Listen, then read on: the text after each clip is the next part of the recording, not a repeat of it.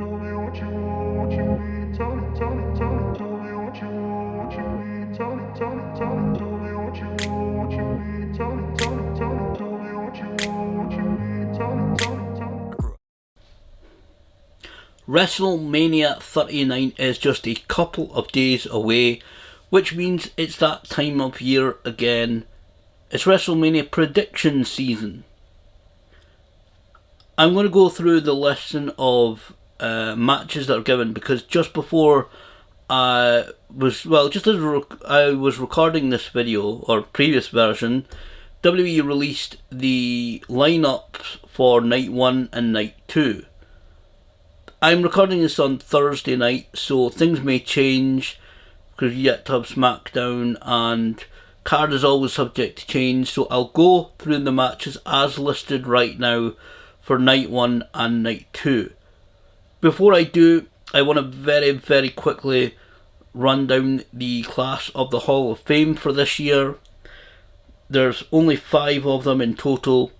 Yesterday we heard the news that Tim White, former WWE referee and backstage official, also known as the handler for Andre the Giant, is this year's posthumous recipient of the Warrior Award.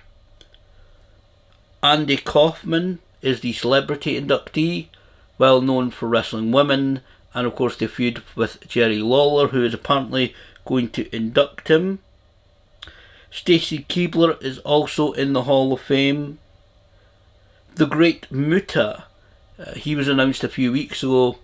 I saw some comments of, this is probably for his for his 80s stuff with the NWA, WCW, but the Great Muta, who has just recently retired, both as the Great Muta character and as Kaijai Muto, he's well deserving after a stellar career of any Hall of Fame anywhere, and he's going to be inducted apparently by Ric Flair, who actually made the announcement on, I think it was WWE Bump, I think it was the Bump he announced it on. And to headline the class, Rey Mysterio. I've had the pleasure of meeting Rey. He's a guy that I followed since he joined WCW. A long time fan of his. Absolutely, again, deserving of any Hall of Fame spot anywhere.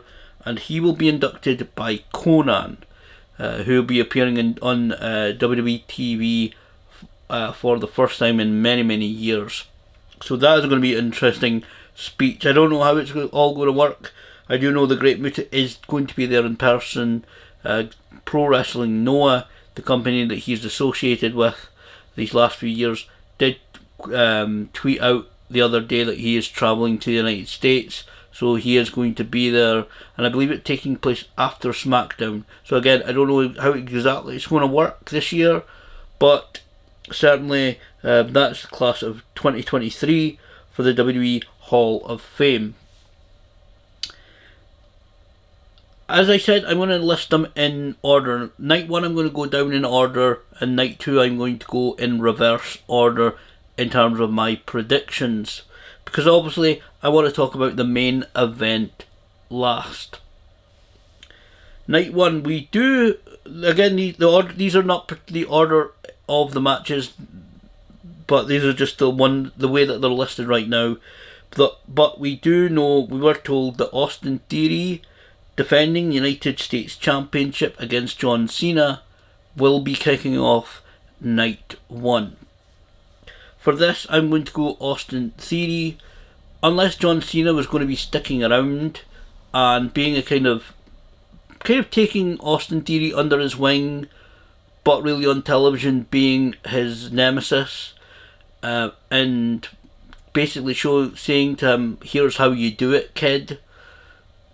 I don't really see any reason for Cena to take the win in the title, and I know with a few of these matches there's different ways they can do it where somebody wins and not wins the championship, but I think Austin Theory, WWE see him as a huge main event star in the future, and I think this would be a great way to build him up, is to have him win against Cena and retain that title.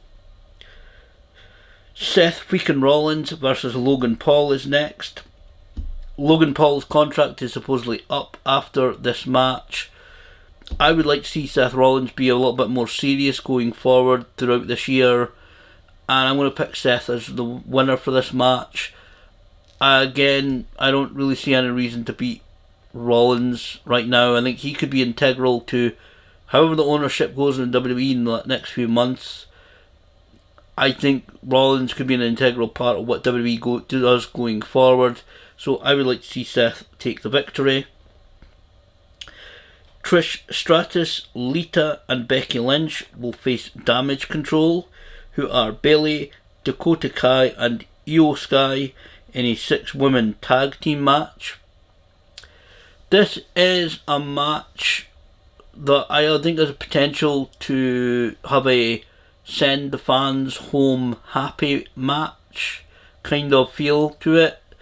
I think that the tag title match, which is the men's tag title match for the Undisputed Tag title, might have a potentially similar moment, so I'm not entirely sure 100% that would happen, but I would like to see Trish, Lita and Becky win and have a WrestleMania moment together. Not entirely sure it'll happen. I think Damage Control losing to Trish, Lita and Becky could be a kick up the butt for them going forward, moving through the year. And again, just like Cena, if Trish and Lita are not hanging around, I kind of see a reason for them getting defeated, but then again, people like them, people want to see them. I'm going to pick Trish Stratus, Lita and Becky Lynch to win that match though. The next one is the men's WrestleMania Showcase match, which is a fatal 4-way tag team match. Obviously, first pinfall submission will take the victory. Braun Strowman and Ricochet will face the Street Profits, who are Angelo Dawkins and Montez Ford, who will also face the Alpha Academy, who are Chad Gable and Otis, who will also face the Viking Raiders, Eric and Ivar, who are of course will be accompanied by Valhalla. I'm just going to pick Braun Strowman and Ricochet for this. I have really no idea who to pick. I do think there is the potential for Alpha Academy to break up in this match. Otis is hanging around with the male models and seems to be calling Otis, I think is the way it's pronounced. I think this could be the way that they break up, and in the event that they break up at. There is rumours again, also, this is all just rumours and speculation, that Chad Gable is potentially lined up for a more serious type of character wrestling push. In terms of Kim Kurt Angle type guy, and uses amateur skills in a more serious and competitive way going forward. So I think this could be a natural kind of break-up time for Alpha Academy. Charlotte Flair will defend the WWE SmackDown Women's Championship against Rhea Ripley. I kind of want to see one group in WWE have a good weekend and the other group have a bad weekend. And in there, I think Judgment Day could have a good weekend overall, at least in some ways. I would like to see Rhea Ripley take the SmackDown Women's Championship. I think Rhea's been putting in the work, and I think her holding the title could be just another strengthening to Judgment Day and to herself. I think she's deserving of it. And again, Charlotte is like Cena. She's at the point where losing a title, I don't think it will especially harm her. But I think it could help enhance Rhea Ripley's career a little bit further. Not that it really needs hugely. But obviously if you're WrestleMania, you're on the card or you're having a match for the championship, you want to win it. But I like to see Rhea Ripley take Charlotte to school and really win this match and win the title. Again, there are various ways you can win matches but not necessarily win the title, but I would like to see Rhea Ripley take the title. Same goes for the Usos. Jimmy and Jay defending the undisputed tag team championships against Kevin Owens and Sami Zayn. Yeah, again, I just said this is the match that could see send the fans home happy moment, and see Kevin and Sami win tag titles together at WrestleMania. That could be a moment that WWE could replay for years to come. And I see going one of two ways. Obviously, the Usos winning the tag titles and the Bloodline being that little bit more, especially certainly the Usos anyway, being that little bit more egotistical in what is everybody being concerned about, what is everybody being really worried about in terms of what's happening at WrestleMania, or losing the titles and the fracturing begin of the Bloodline in this match. So that's my thoughts. I think they're either going to go really egotistical and win and at least keep the titles, or start the fracture of the Bloodline by losing the tag titles. And I'm going to go Kevin Owens and Sami Zayn to win this match and to win the tag titles. The final match listed for night one is Rey Mysterio versus Dominic Mysterio. I think the jail thing I think it's obviously a little bit transparent. It's a little bit jokey. But again, just like Austin Theory against Cena, I think Dominic needs to take Rey out in this match. I think Dominic needs the victory, even though Rey's going into the Hall of Fame. And I would love to see a great moment between him and Dominic if this feud wasn't going on. And I don't know, maybe they could do something that kind of, I don't know, I don't think it would be really open to kind of to killing kayfabe for a little while. But I think Dominic needs the build up of this victory more than Rey needs the victory.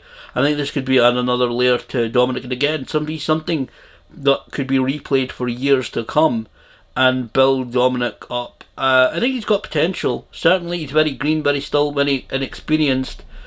But I do think he has got some potential, so I do think there is.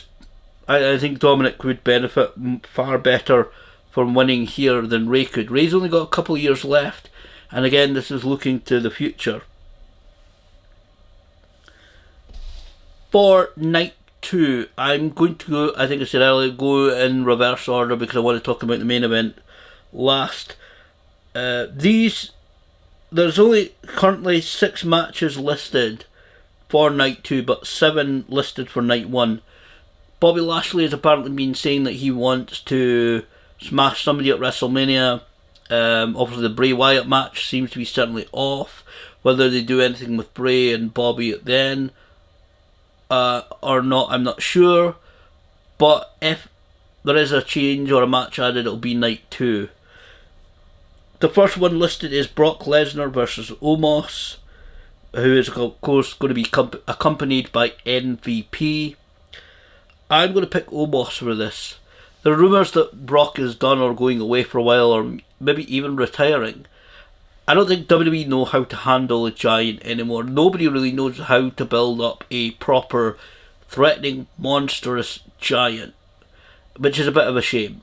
But I'm going to go Omos because I just think if Brock is going away, and again I know that's a similar kind of thing to a couple of the matches, but I think Omos needs to be built up. If they were going to use him properly going forward, Omos needs the victory.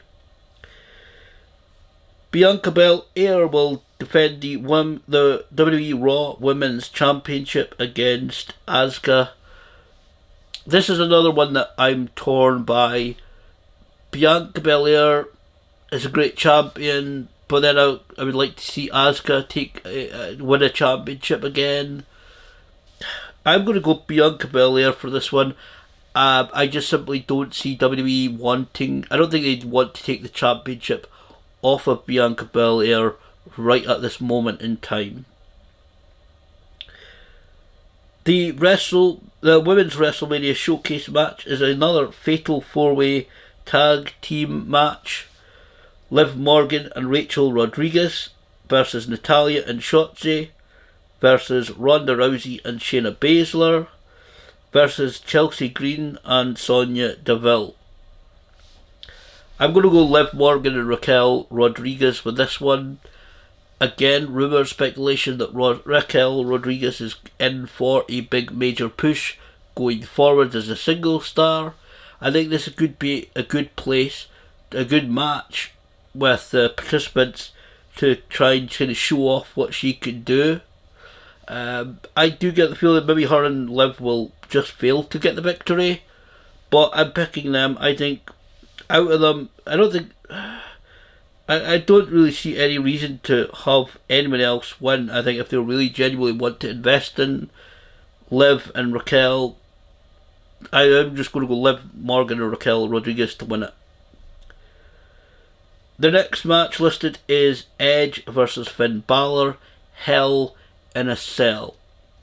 Apparently the Hell in a Cell is the kind of original grey structure, not the red one that we've seen recently. I have a feeling that may be due to the lighting and maybe some effects that they might be used during this, and be due to maybe some colour scheme of the demon, which some people may think, why not use a red one then? But I have but this is another one I'm torn by, because I could see Edge, who's I think getting that a little bit closer to retirement. I think he wants to have a good match here, and I think this could be a potentially really good match. I think we might see some heart-stopping moments in it. I think Edge wants to start really leaving very memorable moments and having really good, exciting matches in the run-up to retirement. So I see this one as potentially a seriously good match, and again a potentially heart-stopping, thrilling match. So I'm kind of torn. I would like a good weekend for the Judgment Day, but then I want to kind of see Edge have a good weekend, have a good WrestleMania as well. So I'm quite torn, but I'm going to go Finn Balor. I could see Edge just pulling out the victory on this one, but I think Finn Balor, the Judgment Day has been built up, but Finn Balor's been in a little bit in the background, not doing as much. And I've not watched full episodes right now because I don't have the channels, the full channels that Raw and SmackDown are on. But I would say Finn, if they're going to do something going forward with the Judgment Day, I would say Finn Balor's got to get the victory. The penultimate match on this listing is Gunther defending the Intercontinental Championship in a triple threat match against Sheamus and Drew McIntyre.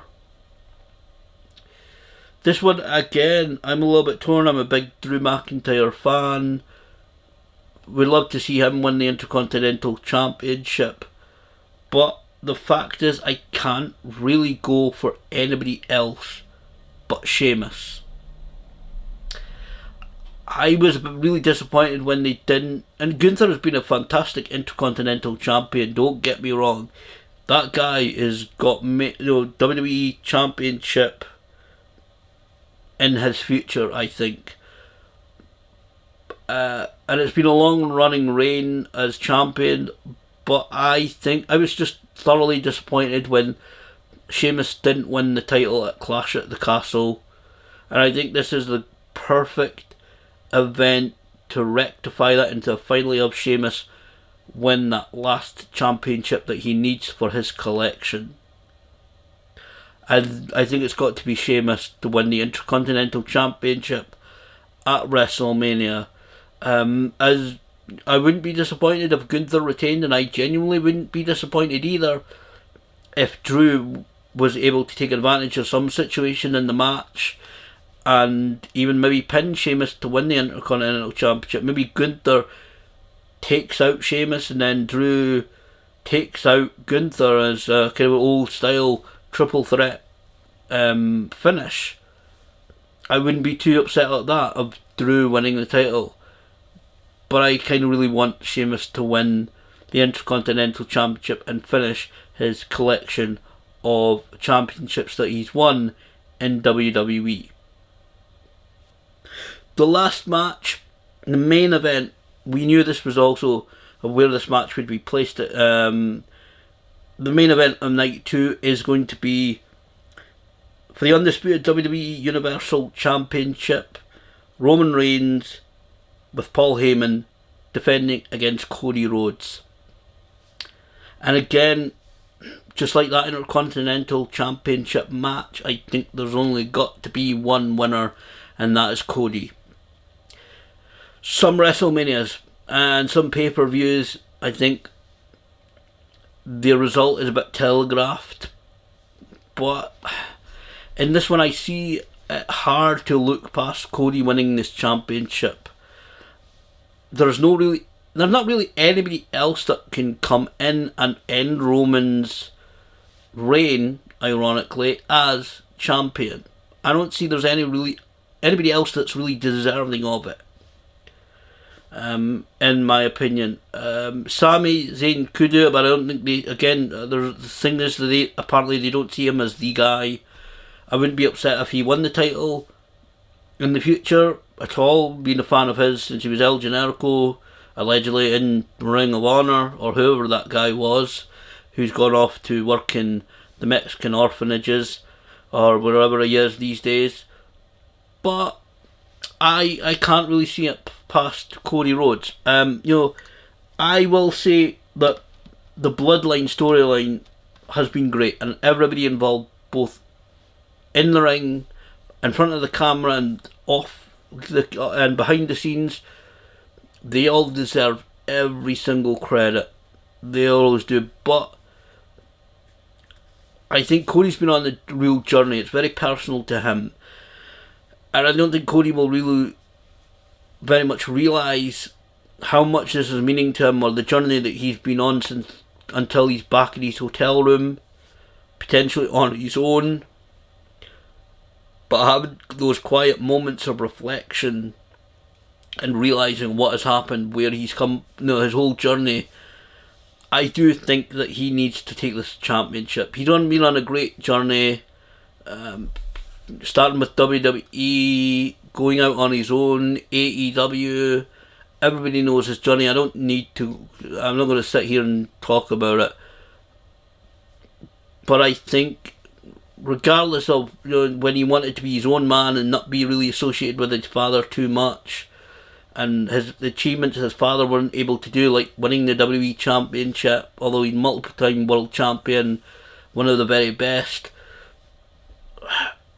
Dusty was the man of the 80s, and I know different people have their opinion of whether Cody can be the man for WWE the way that Roman Reigns has been, and I don't think he can. I think Cody's got to take the victory. Cody has to be the winner of this match and win the undisputed WWE Universal Championship. I think that's the only way really it can go down at WrestleMania. Whether you like it or not, I think Cody's got to take the championship. WrestleMania has to end with Cody lifting those belts, and there is rumours that they'll split it down to one belt, one physical belt. Whatever, I only want, and really, I think we will only see WrestleMania ending with Cody somewhere in the ring or on the ramp and the pyro going off behind them, finally being world champion. I think that's the only way that he can go down. I think it's the right route to go down. Whether they're going to fracture the bloodline or whether they're going to break it completely apart and everybody goes their own ways, or whether they're going to have Roman as distraught and broken and the bloodline coming together and to try and rebuild Roman, I don't know. But I definitely think Cody is going to take the championship and become the undisputed WWE Universal Champion at WrestleMania 39.